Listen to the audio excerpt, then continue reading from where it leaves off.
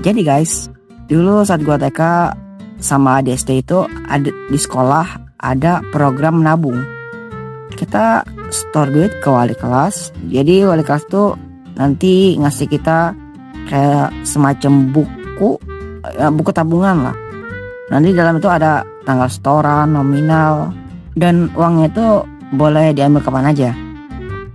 Dari kelas 1 sampai kelas 3 dikasih uang 2.000 buat ditabung.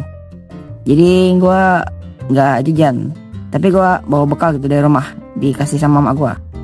BTW kelas 1 sampai kelas 3 gua ditemenin emak gua. Jadi kelas 1, kelas 2, kelas 3. Nah, saat gua ngambil uang tabungan gua tuh, saat gua naik ke kelas 4, gua kaget guys. Ternyata duitnya tuh banyak gitu. Banyak banget malahan. Nah, untuk waktu itu ya, untuk zaman itu uangnya lumayan banyak gitu. Jujur gua udah lupa berapa banyak uang hasil tabungan gua tuh. Ya, lumayan banyak lah untuk zaman itu. Nah, kebiasaan gua nabung ini tuh berlanjut sampai sekarang. Kalau gua mau beli apa-apa, gua 90% pasti bakal pakai duit gua sendiri. 10%-nya ortu sih. Nah, uang tabungan gua nih nggak cuma dari hasil tabungan sekolah. Mulai dari kelas 3 gua udah dikasih uang jajan 5.000. Nah, 3.000 gua pakai buat jajan, 2.000-nya lagi gua tabung di rumah. Bukan di sekolah ya, ini di rumah. Nah, tabungan sekolah itu masih dikasih emak gua 2.000. Jadi gua ke sekolah tuh bawa uang 7.000. 3.000-nya gua tabung di tabungan pribadi di rumah.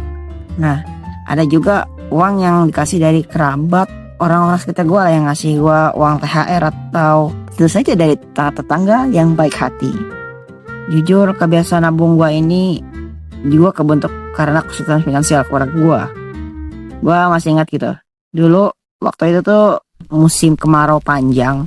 Orang-orang itu kesusahan nanam padi karena kebakaran hutan tuh di mana-mana.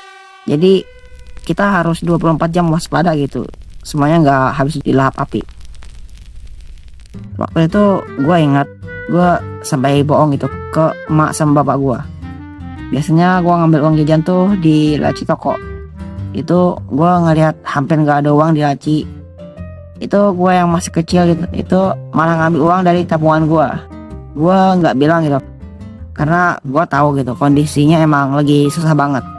Mana itu waktu kemarau panjang pula, itu susah sih. Kok gua malah curhat gini ya? Kadang tabungan gua juga dapat dari toko. Bentar. Jangan ngehujat dulu di kolom komentar.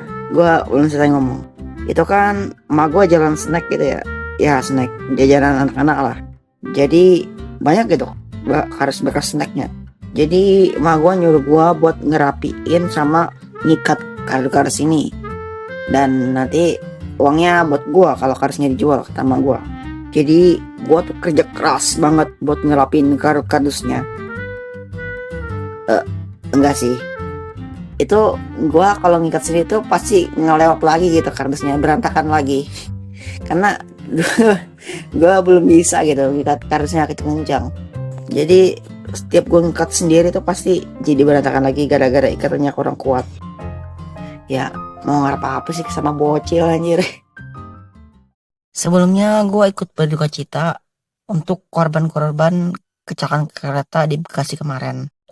Semoga keluarga diberi ketabahan untuk melewati ujian ini, dan semoga para korban mendapatkan tempat terbaik di sisi Tuhan. Amin. Ini gue ngutip dari berita, tercatat total korban tuh ada 106 orang dalam tragedi tabrakan KRL Komuter Line dan KA Argo Bromo Anggrek di stasiun Bekasi Timur tanggal 27 April 2026. Korban meninggal yang udah tercatat nih sekitar 16 orang dan korban luka sekitar 90 orang. Itu katanya kemarin tuh karena ada sistem error, jadi terjadilah kecelakaan ini.